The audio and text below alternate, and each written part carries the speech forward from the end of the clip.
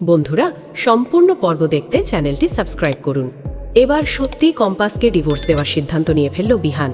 সবার সামনে দাঁড়িয়ে খুব কঠোর গলার সে বলে দিল কম্পাস তার বিশ্বাস ভেঙেছে, তাই আর কোনো সম্পর্ক রাখবে না সে। ঋতুজা অনেক বোঝানোর চেষ্টা করলেও বিহানের মন গলল না। রাগ আর অভিমানে সে ঘোষণা করে দিল খুব তাড়াতাড়ি সে মোনালিসাকে বিয়ে করবে। বাড়ির সবাই অবাক হয়ে যায়, কারণ সবাই জানে বিহান কম্পাসকে কতটা ভালোবাসে, কিন্তু সেই ভালোবাসাই যেন আজ রাগে পরিণত হয়েছে। আর এই খবরটা যখন কম্পাসের কানে পৌঁছায় তখন তার চোখে জল চলে আসে। তবুও নিজের মন শক্ত করে সে ভাবে, না, এখন দুর্বল হলে চলবে না। ডিকের আসল মুখোশ না খুলে সে কিছুতেই ফিরবে না। অন্যদিকে ঋতুজা একা বসে ভাবতে থাকে, কম্পাসকে সে ছোট থেকে চেনে। এই মেয়েটা লোভের জন্য কখনোই ডিকের কাছে যেতে পারে না। নিশ্চয়ই এর পেছনে বড় কোনো কারণ আছে। তাই সে সিদ্ধান্ত নেয় সত্যিটা জানতেই হবে। ঠিক তখনই সে কম্পাসকে ফোন করে। ফোন ধরতেই ঋতুজা বলে, কম্পাস, সত্যিটা আমাকে বল, তুই কি সত্যি ডিকের সম্পত্তির লোভে ওখানে গেছিস? তখন কম্পাস কিছুক্ষণ চুপ থেকে বলে, না মা, আমি ডিকের সম্পত্তির জন্য যাইনি। আমি গেছি ডিকের সব চক্রান্ত প্রমাণ করার জন্য। ডিক শুধু আমার বাবা নয়, সে একটা বড় অপরাধীও। আমি তার মুখোশ খুলে দিতে চাই। ওদিকে ডিকের বাড়িতে তখন অন্যরকম পরিবেশ। ডিকে তার লোকজনকে কড়া নির্দেশ দেয়, কম্পাস যেন কোনো কষ্ট না পায়। সে এখানে থাকবে, রিসার্চ করবে, আর কেউ তাকে বিরক্ত করবে না। কিন্তু কম্পাস মনে মনে অন্য পরিকল্পনা করে রেখেছে। সে জানে ডিকের ল্যাবরেটরিতে এমন কিছু ডকুমেন্ট আছে যা প্রমাণ করবে ডিক অনেক অবৈধ গবেষণা আর চোরাচালানের সাথে জড়িত। সেই প্রমাণই সে খুঁজছে। কিন্তু এই সব কিছু করার জন্য তাকে অভিনয় করতে হচ্ছে যেন সে সত্যিই বাবার কাছে ফিরে এসেছে। এদিকে বিহান তার ঘরে একা বসে থাকে। জানালার বাইরে তাকিয়ে শুধু কম্পাসের কথাই মনে পড়তে থাকে।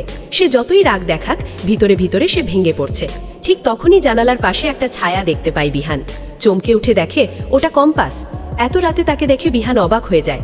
কম্পাস ধীরে ধীরে বলে, বিহান স্যার, একটু বাইরে আসবেন, আমার আপনার সাথে খুব জরুরি কথা আছে। বিহান প্রথমে রাগ করে বলে, আমার আর তোমার মধ্যে কোনো কথা নেই। কিন্তু কম্পাস জোর দিয়ে বলে, আজ যদি আমার কথা না শোনেন তাহলে আপনি কখনোই জানবেন না আমি কেন ডিকের কাছে গেছি। শেষ পর্যন্ত বিহান বাইরে আসে। বাড়ির বাগানে দুজন মুখোমুখি দাঁড়ায়। চারপাশে নিস্তব্ধ রাত। কম্পাস ধীরে ধীরে সব সত্যি বলতে শুরু করে। সে ডিকের বাড়িতে গেছে আসলে তার বিরুদ্ধে প্রমাণ জোগাড় করতে। কারণ ডিক শুধু একজন ব্যবসায়ী নয়, সে অনেক অবৈধ গবেষণা আর চোরাচালানের সাথে জড়িত। কম্পাস তার ল্যাবরেটরি থেকে সেই ফাইলগুলো বের করতে চায়। সব শুনে বিহান হতবাক হয়ে যায়। সে বুঝতে পারে কম্পাস তার জন্য নয়, বরং সবার জন্য এত বড় ঝুঁকি নিয়েছে। ঠিক তখনই দূর থেকে কারো পায়ের শব্দ শোনা যায়। কম্পাস চমকে ওঠে। সে বুঝতে পারে ডিকের লোকজন হয়তো তাকে অনুসরণ করেছে। কম্পাস দ্রুত বিহানকে বলে, স্যার, এখনই আমাকে যেতে হবে, কিন্তু আপনি একটা কথা মনে রাখবেন, আমি যা করছি সবই সত্যি প্রকাশ করার জন্য। তারপর কম্পাস অন্ধকারের মধ্যে মিলিয়ে যায়। বিহান স্থির হয়ে দাঁড়িয়ে থাকে। তার মনে হয় আজ সে কম্পাসকে নতুন করে চিনল। ওদিকে ডিক তার ঘরে বসে সিসিটিভি ফুটেজ দেখছিল।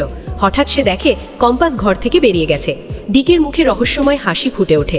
সে বলে, কম্পাস ভৌমিক, তুমি ভাবছো তুমি আমাকে ফাঁকি দেবে? আমি সব জানি, এবার দেখো আমি কি করি। পরের দিন সকালেই বাড়িতে বড় ঝড় ওঠে। ডিক ঘোষণা করে আজ রাতে তার ল্যাবে একটা বড় রিসার্চের ঘোষণা হবে, আর সেই অনুষ্ঠানে থাকবে শহরের অনেক বড় বড় মানুষ। কম্পাস বুঝতে পারে এটাই তার সুযোগ, কিন্তু সে জানে না ডিকও তার জন্য একটা ফাঁদ পেতে রেখেছে। এদিকে বিহান সিদ্ধান্ত নেয় সে আর দূরে দাঁড়িয়ে থাকবে না। কম্পাস যদি এত বড় ঝুঁকি নিতে পারে তাহলে সেও তাকে সাহায্য করবে। তাই সে গোপনে ডিকের বিরুদ্ধে তথ্য জোগাড় করতে শুরু করে। কিন্তু বিহান জানে না সামনে যে বিপদ অপেক্ষা করছে তা তাদের জীবনের সবচেয়ে বড় পরীক্ষা হতে চলেছে।